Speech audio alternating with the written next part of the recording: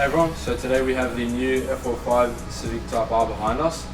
So we're going to be answering the question of, is it safe to tune the new Type R? So Tony, can you answer that for us? Yeah, so short answer is 100% yes. So with our stage 1 packages, obviously we need to do a jailbreak, so we gain access to the ECU. Again, using Honda software, by far the most capable and strongest for this platform. In our stage 1, we typically gain about 30 kilowatts at the wheels and about 80 newton meters of torque. Good strong power and torque curve. Our jailbreak process is probably the safest on the market. We take a full ECU read and backup of the ECU, including our security numbers in the background. So that way, if we ever need to recover the computer, we have access and capability to do that here in-house.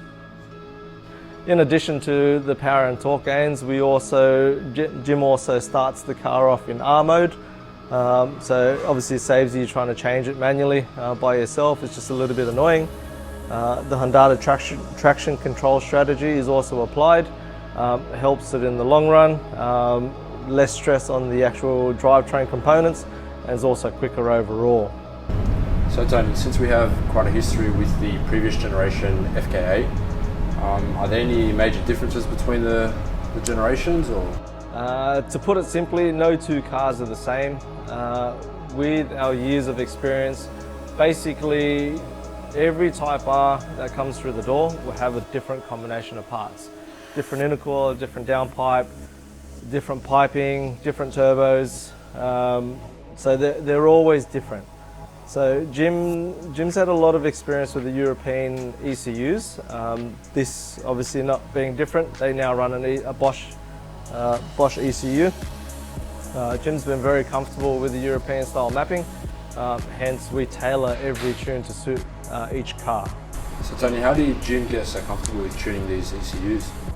Well, Jim owned his own FK8. We raced it.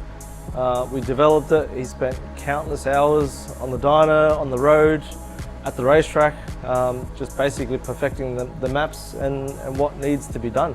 There's certain maps that shouldn't be touched, and there's certain maps that need to be touched. So guys, thank you for watching. Hopefully this answered the questions that you may have had in regards to the vehicle and how easy or is it worth it to tune it. So yeah, stay tuned, like and subscribe, and if you want to get your vehicle tuned, let us know, get in contact with the team. Thank you.